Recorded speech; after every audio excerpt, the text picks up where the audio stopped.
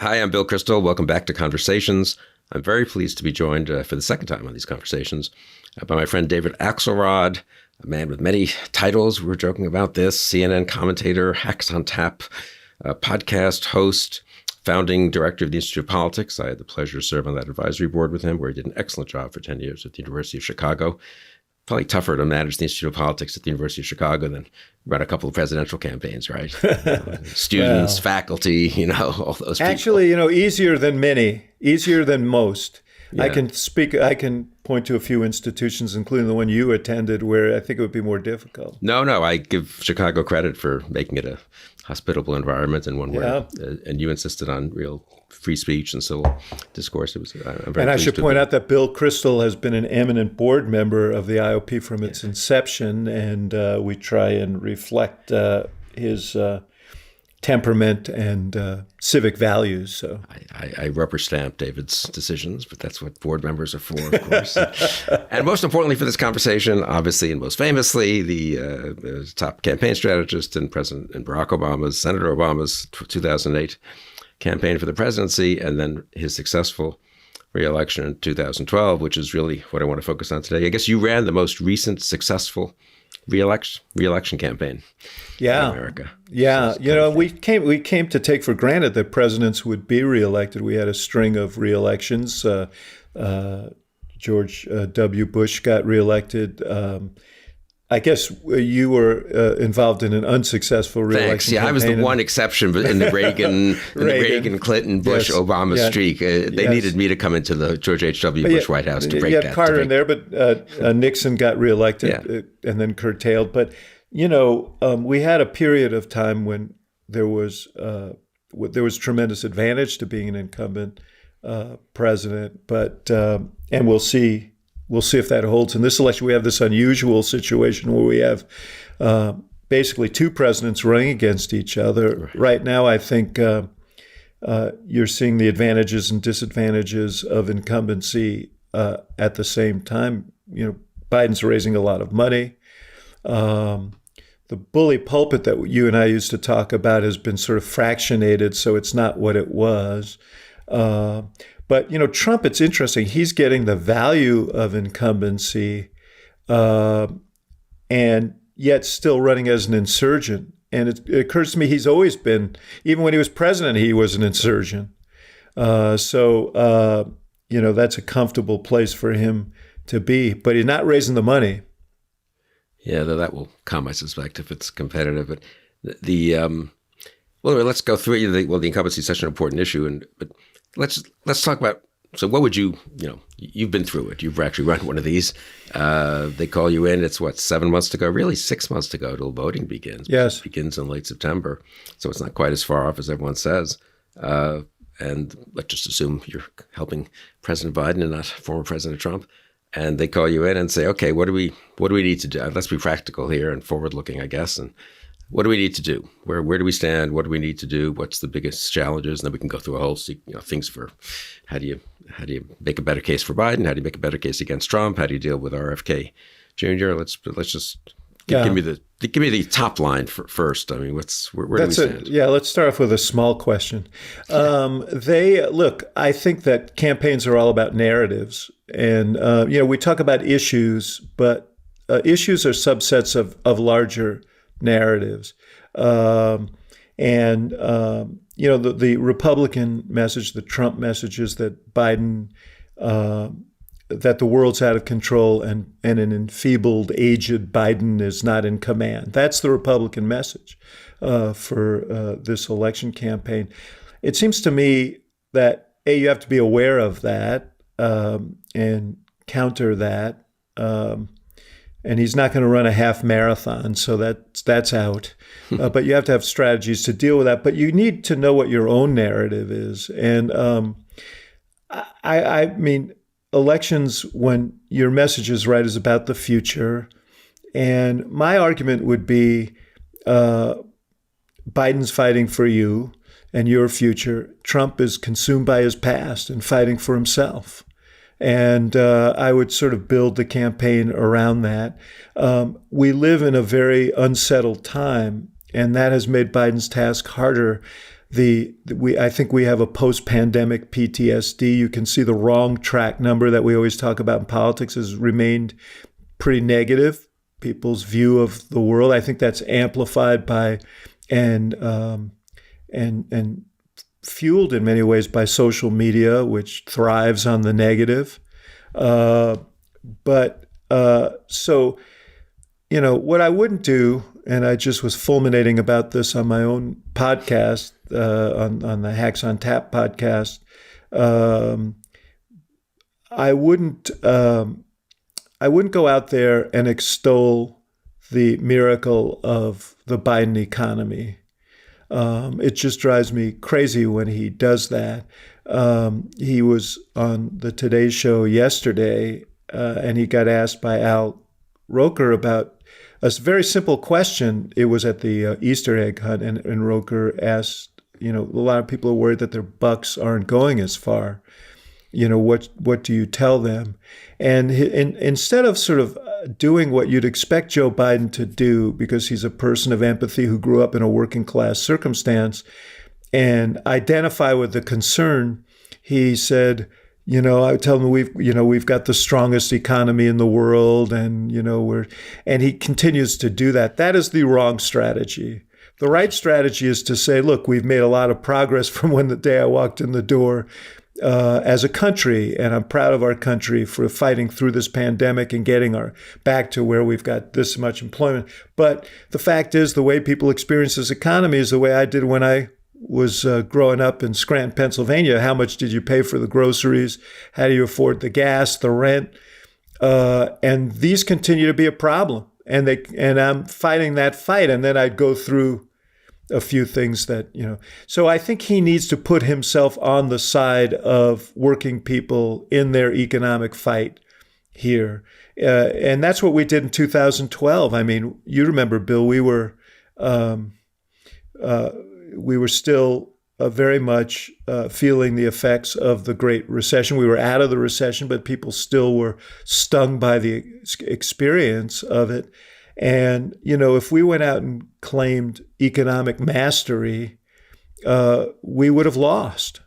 But instead, we spent 14 months talking about the future and whether we're going to have an economy that works for working people, for the middle class, for people who want to be middle class. Is work going to be rewarded, or are we going to have an economy where only the hale and hearty succeed? And, in an environment in which people are very jaundiced about Wall Street in that election, that was a very important message. Romney, of course, was not well positioned to fight with us on that. I think Biden has to get himself on the right side of the economic fight. They're doing stuff, and I know this is supposed to be a conversation, and you put in a quarter, and now you're getting 10 plays, but I'm just about done here. He's doing stuff. I mean, the Justice Department just went after some real estate interests for price fixing on rents. The FTC just issued a report on how the largest grocers were marking up prices allegedly because of cost, supply chain issues from the pandemic. And it turns out that they're jacking it up way beyond what their costs increases were. They're fighting these fights, but they're not really highlighting them to the degree I would in a campaign like this. Bottom line, be more like Joe from Scranton and less like President Biden from Washington. Put yourself on the side of, because those are the voters, Bill, who are going to decide this election. Working class people, Black, white, and Hispanic, who are very much scuffling still in an economy that's improved, but in which cost of living has aggregated and continues to be an obstacle. It's just so hard when you're the incumbent president and incumbent president's team to get them not to defend their record. Or not. Let's put it this way: not to have them. They want to spend 80% of their time defending their record and explaining why they're doing better than anyone realizes, and 20% of the time talking about what they still want to do in the second term and so forth. And of course, what you're saying, I think, is that it should be the other way, 80-20, But it's, I mean, I saw this. Yeah, I don't even, I'm sorry, go ahead. No, I saw this in the Bush, you were kind enough to point out, the one losing re-election campaign.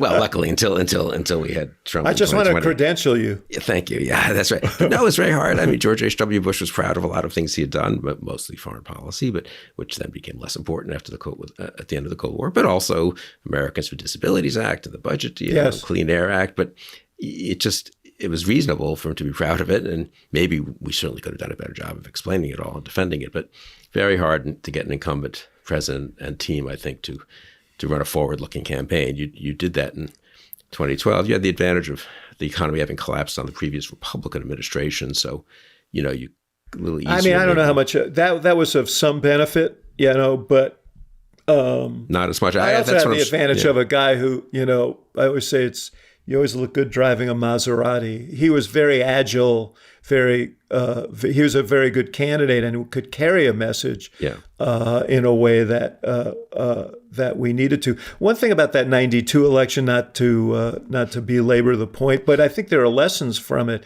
Yes. You remember, I think, Bush showing, like, going into a grocery store because someone decided, hey, maybe we'd better, there's concern about the economy. And being unfamiliar with, I guess, the reader or something, and the scanners were new at that point. Right. This was a bum rap. We had a complicated explanation at the time, which we wasted 2 weeks trying to persuade people of why this was a bum rap. But it abetted a portrait of him as a guy who was an effete, who was out of touch with the lived experience of Americans. In this case, I don't think people think Biden is unaware of the lived experience of Americans, but they think that he is out of touch right now, and they blame age for it. He's got to show that he's very much in touch with what's going on in the experience of everyday people when they visit the grocery store, when they pay their rent, when they pay their mortgage, when they go to I always watched gas prices very closely when I was in the White House, and these are the ways. You don't necessarily watch all of these economic indices, but what you do watch is the numbers going up on the gas tank when you're filling your gas, on the gas dispenser or whatever, when you're filling your gas tank. You do look at the cash register when you're buying groceries. And, so there just needs to be more attention to that. I think David Plouffe said to you recently on a panel you did, that very good, your colleague in 2008 and 2012. Yes. Yeah, brilliant campaign manager, great campaign manager. Yeah. He said something about how there's always a temptation to want to lecture the voters about how you should be happier than you are. Yes. But the right message is, I understand why you're unhappy. Yes. It's so hard but that, I guess you're saying that's very important, right? In this so case. that's number one. The second thing is, you need to make this a very comparative campaign. You cannot allow this to be a referendum in an environment in which 65% of the country feels like things are on the wrong track. People need to understand this is a choice now. It's not a choice between, as Biden used to say, between him and the Almighty. It's him and the alternative. And the alternative is deeply, deeply flawed. I mean, Donald Trump is consumed by his past. His program for the future, yes, he'd like people to feel that it's about the economy and immigration, but it's really about retribution and revenge, and his own aggrandizement. And he has no space, time, or interest in the experience of everyday people or the things that they're going through. He has no sense of empathy. He views everything through the prism of Donald Trump. And that should be a real advantage for Joe Biden. And that they should press that through a variety of issues. But I don't think any ad they run should be a positive ad. I think they should run nothing but contrast media, potentially a negative ads and spots there. But they put up an ad today, Bill, about abortion rights. That was a very simple comparative that starts with Trump bragging about being the guy who brought down Roe versus Wade, and Biden narrating, talking about, which is a good thing, talking about his commitment to abortion rights and his trust in women. And it's a very, very effective spot. And I think that's a prototype it's a template for what they should be doing from here to the end. Donald Trump should be in the narrative from here to the end. Interesting. And which aspects, well, let's pivot to Trump. There's so many things we can go after, obviously, on Trump. His personal character, the lies, the January 6th, his actual policies, things he did in the first term, things he's promising to do, which are scarier, in my opinion, in the second term. He also wants to destroy NATO and is pro-Putin. I mean, how do you juggle all these things? Deport Bill Kristol. What's that? Deport Bill Kristol, well, I think is one of that's probably that tests well, unfortunately. So Biden probably shouldn't feature that. But which aspects do you feature? The kind of the policy side, the personality side? Yeah, I think the temptation is to talk about to focus on just sort of morality, ethics, democracy, and so on, and. But I keep saying to people, if you're speaking, I feel deeply about it, you feel deeply about it. We are bonded in this notion that democracy depends on rules and laws and norms and institutions. And if your president is about the business of destroying them all, that is a fundamentally threatening prospect. That said, I suspect that if you're sitting around the kitchen table talking about the future of democracy, you're not worried about the cost of the food you're eating.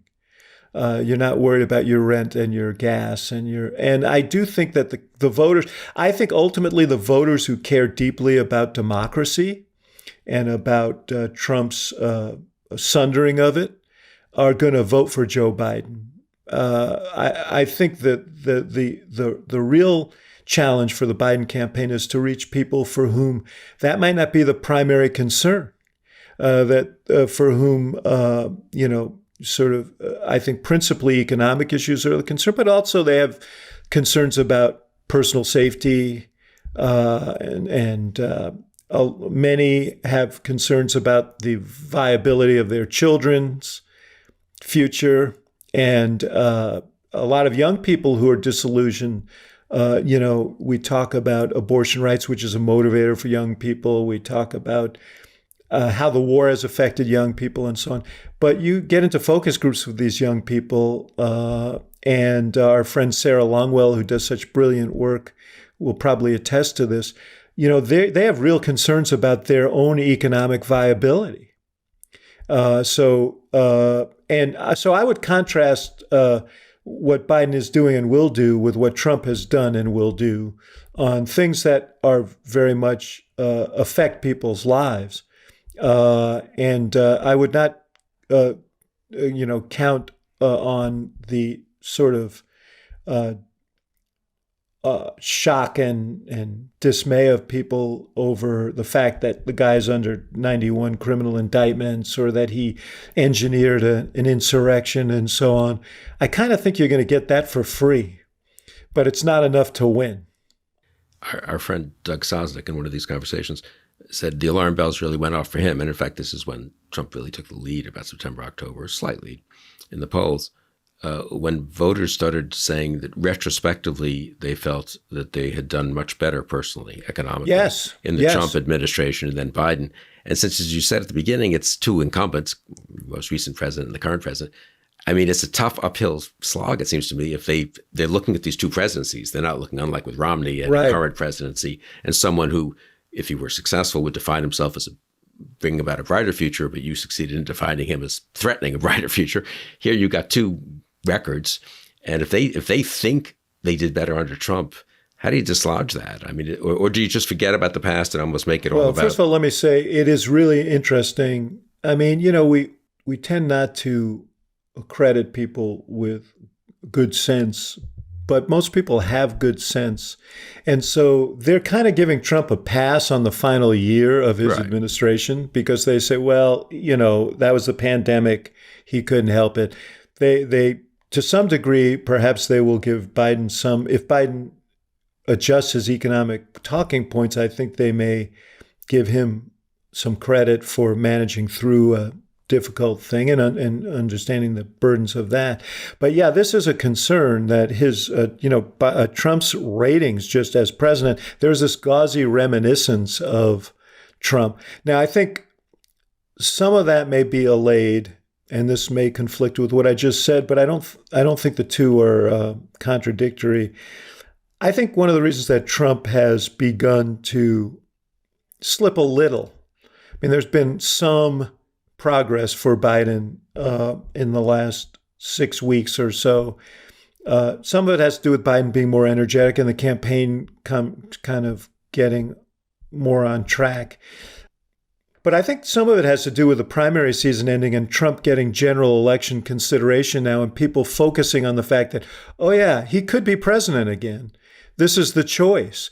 And now he's, we got quite a bit of coverage of him over the Easter weekend. He always seems, Bill, to celebrate these holidays by just, he celebrates the sacred by engaging in the profane. It's really, really weird, but he just erupts over Christmas, over Easter. I don't know whether it's because he's confined. I posited on Hacks on Tap that he's jealous that Christ gets all this attention. I don't know. I don't know what it is, but his outbursts over the weekend, just remind people that, the guy is nuts, and living with him is like I saw some guy in a focus group say, Trump is like he was a guy who voted for Trump before but said he couldn't again. And he said, Trump as president is like having a neighbor who runs a jackhammer 24 hours a day. He says, it's just exhausting. And so I think there's some element of that will erode some of these gauzy memories. But I think the Biden campaign has to remind people, and you and I we may have a difference of opinion on this particular piece of policy, but the one signature achievement of the Trump administration was a $1.7 trillion tax cut that primarily favored corporations and wealthy people. It is the single most negative thing, up there with abortion rights, but it is more broadly impactful. You talk about that, his inaction on pharmaceutical prices, a whole range of issues on economics, he's just in the wrong place. And if there is a presumption that goes to Joe Biden for having some sense of the way real people or average people live, I think, Trump gets a lot of points for cultural signification with working class people. But on economics, I think you can hammer him. And I think you have to sort of remind people, get them to think about the future, about, do they want someone who's going to take on the pharmaceutical companies? Do they want someone who's going to take on, predatory interests who raise costs? Do they want someone who's going to fight for health care rather than dismantle the Affordable Care Act? I think there are places where Trump is very vulnerable and people aren't as focused on it as they can be. Yeah, the cultural stuff is so appalling, certainly to people like me and you, I think, and many others, and certainly in Biden's circles, and to President Biden himself, I'm sure. The bigotry, the nativism, the mean-spiritedness, the demonizing of opponents, the total disregard for the rule of law, that one does tend to focus on that, whereas the populist economic argument might actually be more effective, as you say. This is the problem with these modern campaigns. Biden hangs out with Democratic donors who aren't that populist, if we can be honest, on economics. No, they're actually more like Republican donors used to be. Yeah, they're wealthy and comfortable. And then he has activists in his party who care a lot about the left's cultural issues, and in a weird way, like who's telling him to actually focus on sort of mainstream, let's call it New Deal like populist, semi-populist. Yeah. Bread and butter issues. Yeah. Bread and butter issues. I really, I think that Biden needs to embrace them, and they need to hammer them. They need to hammer them consistently.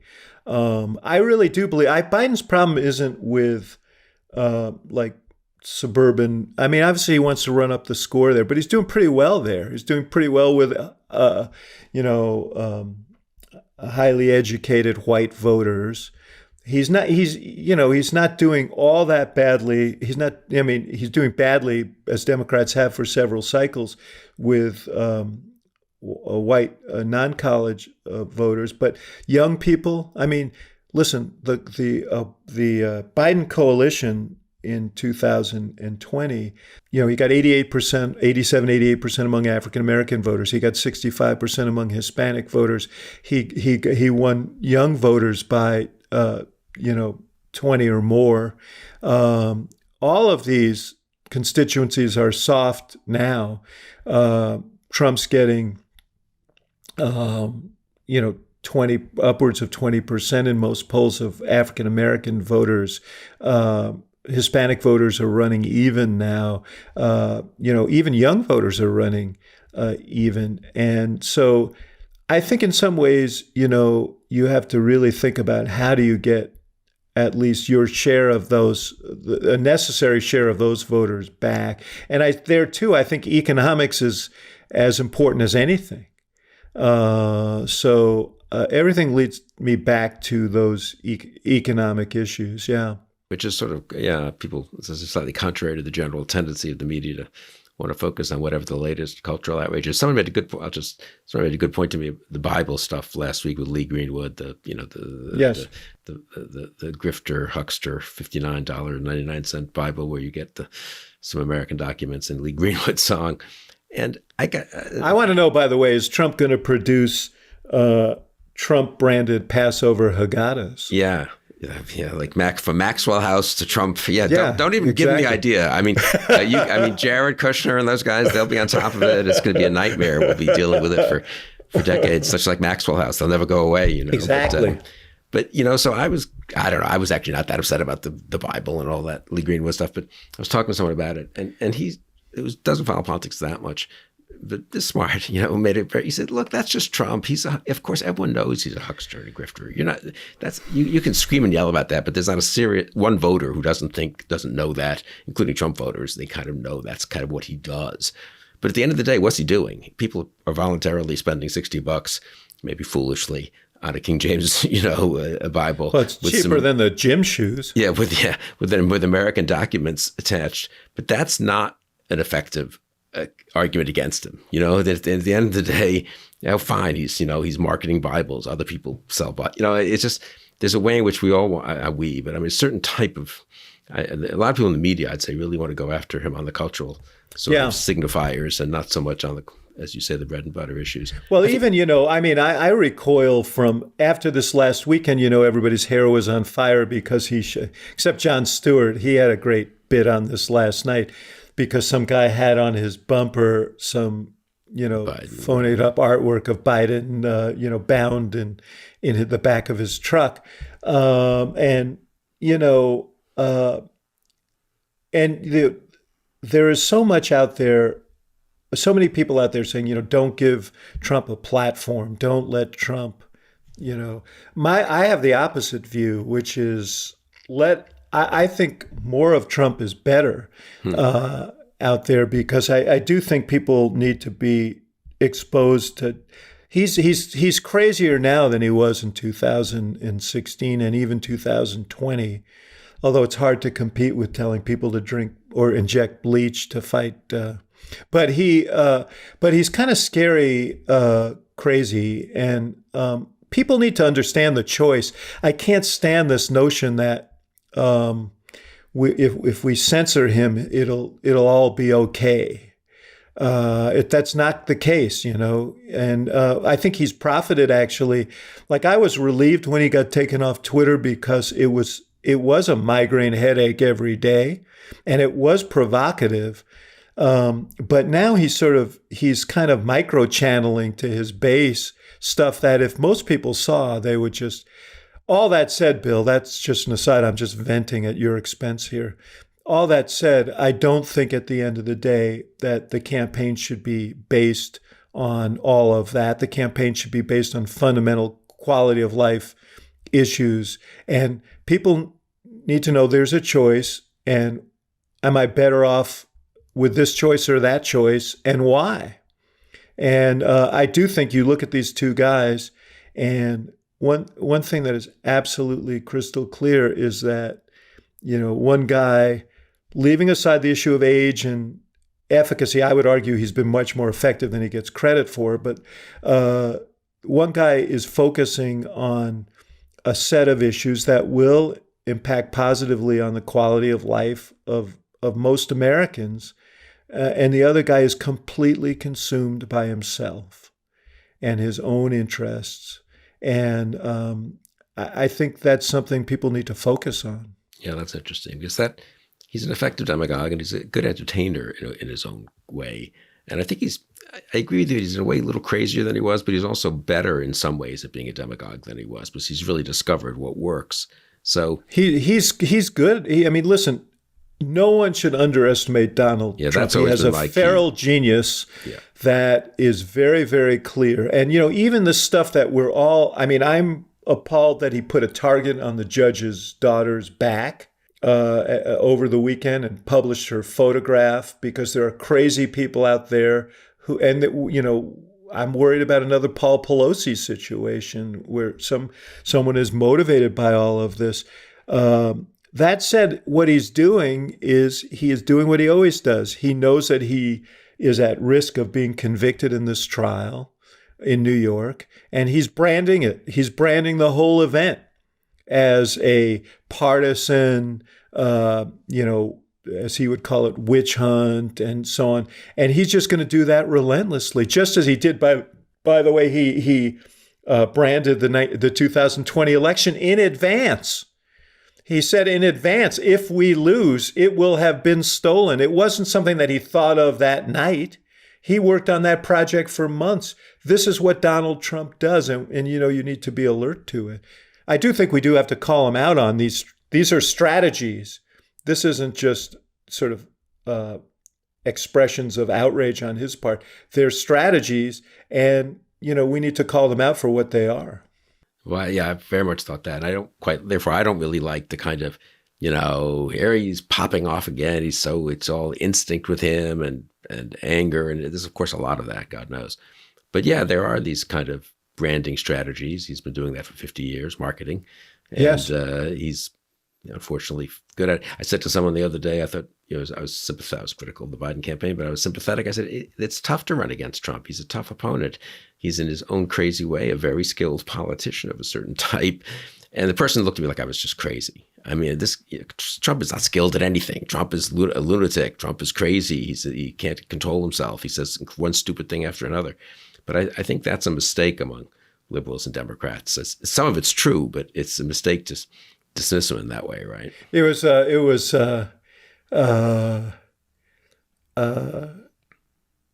what was the line from Casablanca when Humphrey Bogart is talking to the Nazi guy, and the Nazi was ridiculing blundering Americans, and he said, I wouldn't be too hard on them. I was with them when they blundered into Paris and whatever the year was. So, you can call Trump a blunderer, but he blundered into the White House. So you got to take him seriously. So a few other things I would be thinking about if I were Biden. First, one is, I do think he's getting chippier. I said for a long time, I would encourage that, but I would encourage it in, ways like this. I think he should say stuff like, I don't think acting like a jackass makes you strong. Just colloquial, direct, take on that whole sort of strength persona of Trump. Just sort of bits of Bidenisms that make Biden look both strong and rooted, so that would be one thing. He joked with him the other day about spotting him three strokes on a golf course if he would carry his own bag. I'm not sure golf is the medium, or the image that I would. But a couple more in terms of campaign is I would very much. This a lot. Pluff said this on our conversation the other day at Arizona State University. Pluff and Rove and I guess Pluff and Rove and me. He said that a lot of the campaign is happening below the surface. Social media, a lot of the voters who Democrats need to reach are not watching nightly news. They're not reading newspapers. That was David's point. They are getting a lot of their information on social media. For young people, that TikTok and Instagram are very important. Biden has not been very competitive there until recently. Trump is Trump, first of all, his stuff lends itself to social media, and the memes about Biden's age lend themselves to social media and so on. But Biden needs to compete on social media, and they're getting better at it. They've got to get a lot better at it. When Trump does crazy ass stuff that is in their message frame, they need to get that out, fast, and they're doing more of that. But that's going to be a big battleground, and I'm not sure. A lot of these disaffected or disinterested voters are there. I'm not sure that that the strategy to get those voters back is in place completely yet. He also has this money advantage, and he needs to take advantage of this in these battleground states by out-organizing Trump. There was a peace bill this last week in Arizona about what complete disarray the Republicans are because their party is at war with itself. They're broke. The Trump campaign has no resources or hasn't applied any resources. So they have no organization. While like 4 years ago, Trump had 60 organizers on the ground already. Now he's got like 6. Democrats ought to press that advantage organizationally in the battleground states. By the way, we were talking about this on Hacks on Tap. In terms of motivating voters, getting these choice initiatives on the ballot is really useful. So they're working on that in Nevada, I think in Arizona. There are some other states that are less battleground states where they're working on getting something on the ballot. That will bring younger voters out. The thing of the Florida Supreme Court ruled yesterday, they put it on the ballot. I doubt Florida's going to be in play, but it's going to make it more competitive. And the other thing about it, Bill, is it's going to force Donald Trump to decide to say publicly whether he supports. Which he won't say right now. We had a piece of the Bulwark late last night by Mark Caputo that Trump refused to answer. He's a Florida voter. It's going to be on the ballot. He'll be voting presumably in November, and he won't say whether he'll vote for the constitutional amendment preserving abortion rights in Florida or not. Which is, Trump is clever in the sense that he's right, I think, to be wary of that issue, and right to try to straddle it and duck it.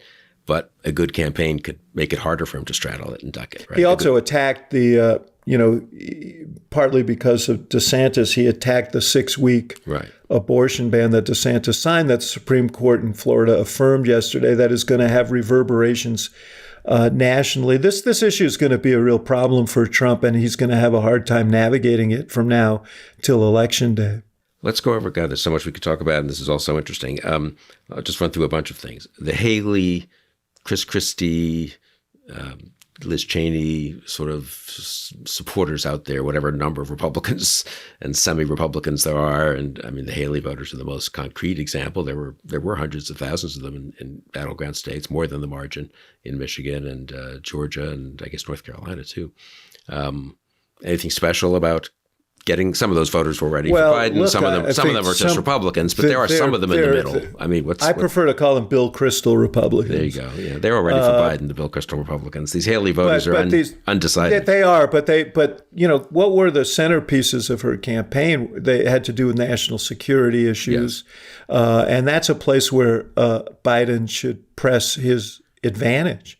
I so much agree with that. If I could drop it, and I don't think they understand that. They think, look, the war in the Middle East is very difficult. Ukraine is difficult in its own, obviously, as an actual practical policy matter, and they're a little timid about making it an issue. But the truth is, I think I was told by someone very close to Haley herself, but to the campaign, that they were surprised as they went forward at the response she got on Ukraine, NATO, Putin. That they kind of thought she should talk more originally about the debt and the deficit. Trump, remember, she talked a lot about that early on. Trump had been a big spender. That was her initial thrust. He wasn't a traditional Republican. No one cared about that. But a lot of Republicans do think we should not be pro-Putin, and we should and NATO has helped keep the world safer than it would otherwise be for the last 80 years. And that's an issue we're there with Biden, unambiguously. It's not like some of these other issues where they're in between the two. And I feel like the Biden people could do much more to really press that home. I was disappointed that they didn't make more at the time when Trump single-handedly killed the bill that had funding for Ukraine, Israel, the border, Taiwan, all in one package. And it was negotiated by a very conservative Republican, Senator Lankford, who got left out to dry there. Biden got down to the border 3 weeks later. They should have flooded the zone in the moment, and that's what they have to be better at. They need to understand that, it's not just a one-off thing. You've got to hammer away, because when you're sick of saying something, that's about when the average American has begun to hear the message. And so they've got to be better at that.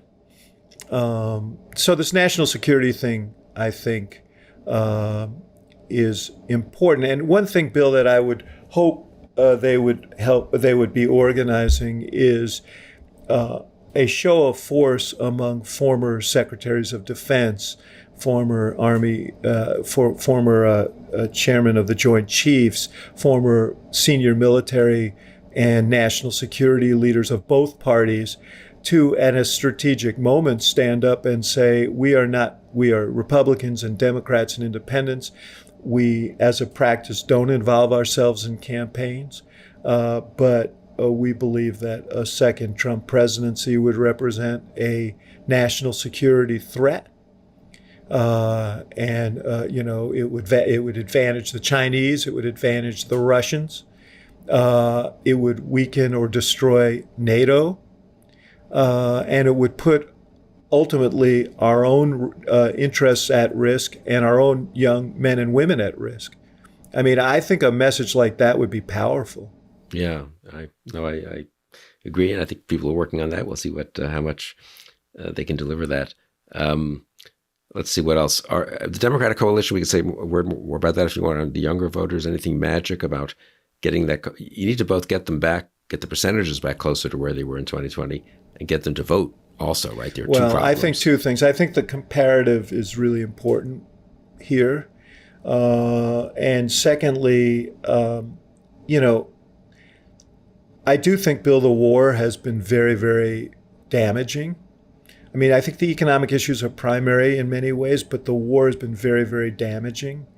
And it's something that has been worked on relentlessly on TikTok, and Instagram. And I suspect that some of the forces working it are not domestic political parties, but, malign foreign interests. But it has, the level of discord about it among young people. And let me say, I mean, and I haven't had this discussion with you, but I think you can hold two thoughts at once. I do. I'm the son of a Jewish refugee who knew violence and death as a child. And, I'm strongly pro-Israel. And my sense of horror and outrage and indignation about October 7th, was, as strong as anyone's. That said, I still weep when I see a starving Palestinian child. I still weep when I see families destroyed. I think the passion of these young people, some of it is misinformed, some of it is unfair, but a lot of it is them reacting to what they're seeing. And and Biden, I wonder if I wonder if they're focused on what the difference would have been had Donald Trump been president at the time this happened, because he would have applied no restraint. He would not have been an advocate for restraint or for humanitarian aid. By the way, we should say a word about the 7 World Kitchen Central folks who were killed in Gaza, apparently by Israeli forces accidentally. Prime Minister says, I take him at his word on that, but this is just a horrific situation. So that's a long way of saying one hopes this is at a different place come November, and that people it's World Central Kitchen. I got that wrong. One hopes that by November, there will be a different situation, that the war will be over, that some rebuilding will be done, that there'll be some discussion of what comes next that includes Palestinians in that discussion. But this is a real thing. And Biden's not getting the credit for what he has done. He's getting the blame for more than he should. But it is the lot of being president of the United States at a time of war. Yeah, this is the incumbent. Sarah Longo finds this a lot in the focus groups. I mean, the world seems chaotic, and we don't seem to. Biden doesn't seem to be on top of it. Yeah, that's what I said at the beginning. That's a Republican message. It's a little unfair. I mean, the world could be chaotic. It's not Joe Biden's fault that Putin invaded, Ukraine in this horrible war. No, but it wouldn't be this. It wouldn't be. This is a way of saying the Republican message is he's too old. Yeah. He's enfeebled. Now, I mentioned the other day that they're more than willing to give him credit. Trump is for masterminding a vast conspiracy involving the Justice Department and prosecutors across the country to persecute Trump. So he can mastermind this whole elaborate conspiracy, but he can't tie his own shoes. I mean, that's it's like choose a horse and ride it. The conspiracy theories do not have to be consistent. This is something we know from history, right? The Jews are in charge of everything, and they're weak. I mean, it's yes. You're right. So, 2 things maybe, and then I'll let you go. Let me do RFK second, because I think that's obviously out there. But when I was Vice President Quayle's chief of staff, and I'd been through this really before, and I remember worrying a lot about some trip the next week somewhere. God knows what we were doing.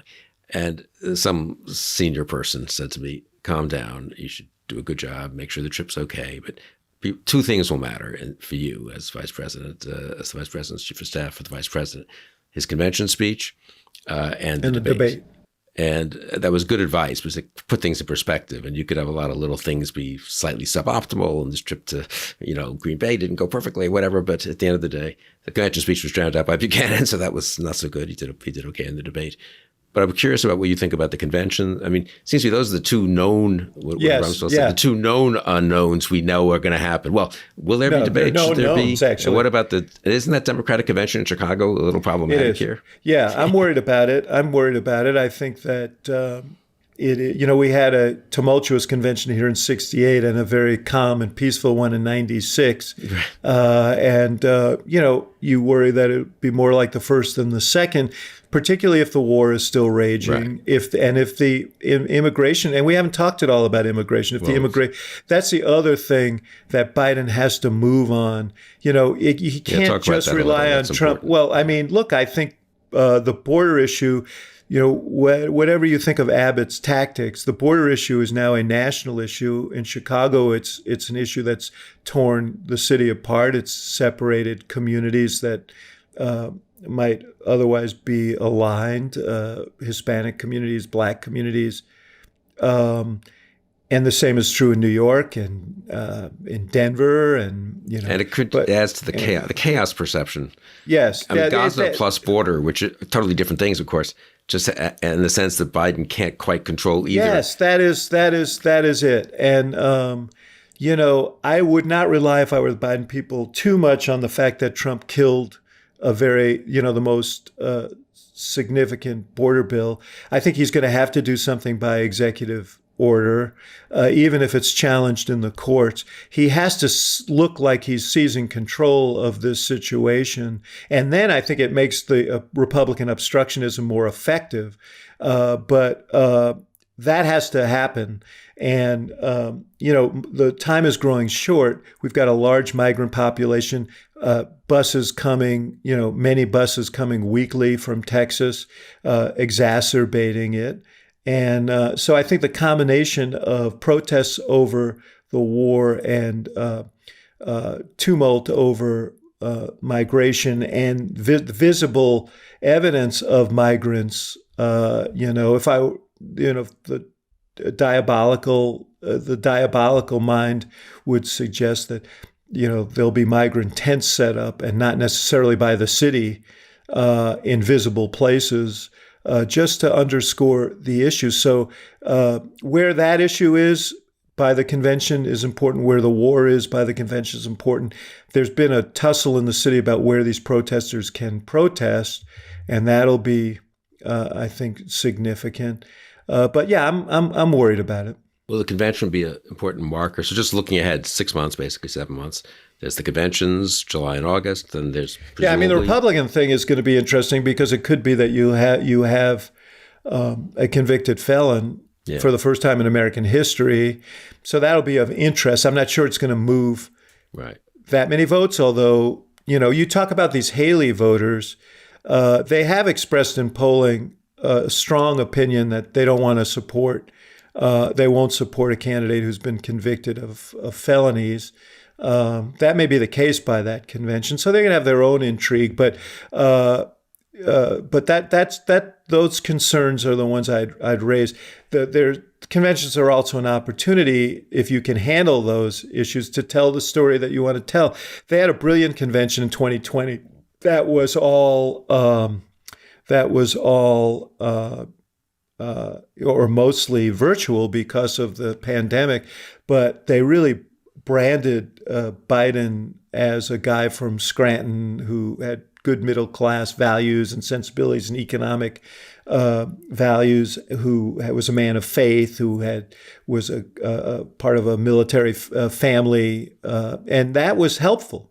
They used the Republicans for Biden effectively. A lot of our people, Republican voters against Trump. It was probably as well conceived a convention as I've seen, and I've been a part of some that I was proud of. But they did a great job, and hopefully they can do that again and not have the thing overwhelmed by protesters. Is that an important moment, though? Do you think July, August, or these days the conventions just come and go? I mean, do you think that's sort of a possible inflection point? It used to be 88, Bush, rallies at the convention, overtakes Dukakis. It doesn't seem like that happens quite that way anymore, but you still think that July... No, they're TV shows now, and they're not watched as much as they used to be, but there's still an opportunity for branding and to tell a story. I talked at the beginning about the fact that campaigns are about narratives.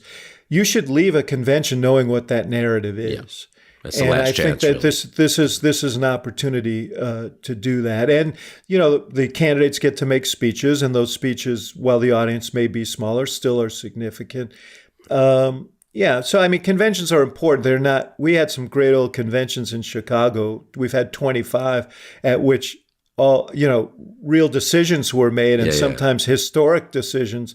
It's not going to be that. FDR in 32, Lincoln and FDR, Well, Taft and Roosevelt. When I was 12. arguing for, let's Biden should step aside and let's have a fun competitive race. I really like the idea of the Chicago Convention replicating Lincoln and Lincoln in 1860 or FDR in 32. People pointed out it could also replicate 1968, of course. So that was a bit of a problem.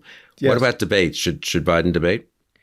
We had this discussion. You may have heard, if you listen to that, we had this discussion, and Plouffe was of the mind that he has to, that he needs it.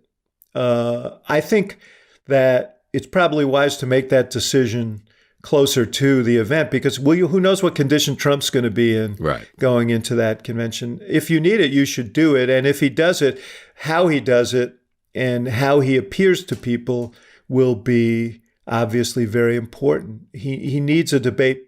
If he needs a debate, he needs a good debate. He needs a debate in which his performance seems vigorous and engaged. It's almost as important as what he says. That's what Rove's point was in our discussion. But I'd make that decision later. And his answer when he was asked this was, it depends on how he behaves, which doesn't exactly sound like a prescription for debating, because if you're going on the basis of Trump's behavior, he disqualifies himself every day. But it does hold open the decision. And my guess is they will hold that decision open until they have to make it.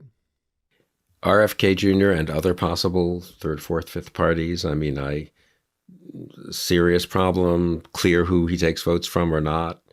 Can the campaigns arrange things? I mean, push things so that he takes votes more from the other candidate than from your own candidate? Yeah. Well, I mean, I think first of all, general premise, Trump has always gotten around 46, 47% of the vote. He's never gotten to 50.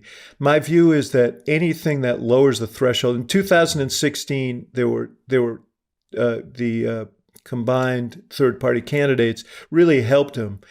Jill Stein of the Green Party, who's running again, got more votes in Michigan, Wisconsin, and Pennsylvania than the margin by which Clinton beat Biden. So I think in the main, these third parties help Trump more than Biden.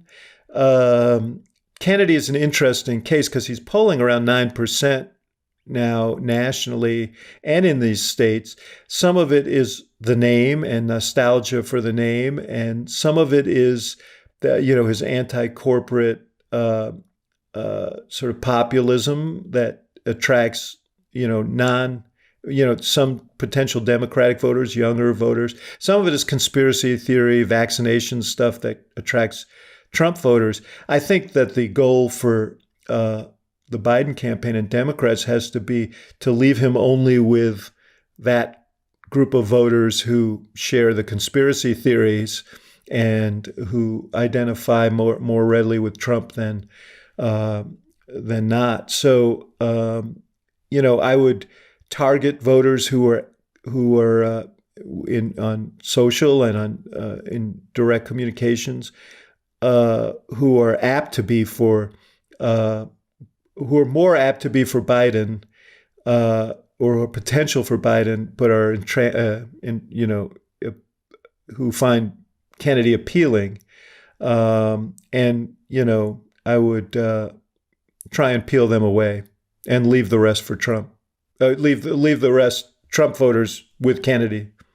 Maybe push some of the Trump voters to Kennedy. I always love the way these discussions are sort of silly sometimes. Is sort of who's voting for Kennedy, what's the split of Biden and Trump supporters, as if people don't have agency and the ability to push one message or another about Kennedy. Well, I think, some independent group could put up, I'm just making this up, $50 million of ads showing Trump with Fauci, Trump boasting about how he's going to vaccinate everyone, which he did some of, obviously, in 2020, defending his own, fast tracking of the vaccine, probably one of the decent things he did as president, and say, look, Trump's not really against vaccines, only Kennedy is. Now, obviously, that would be a somewhat dirty, not really dirty trick. No, it's not. It's true. It's true. If 3% of Trump supporters say, oh, my God, I didn't realize he was such a vaccine guy, I'm for Kennedy, why isn't that the danger, of course, if you do that, you have to be really careful with that, because you could also normalize him for people who are on the fence and say, well, right. But you also could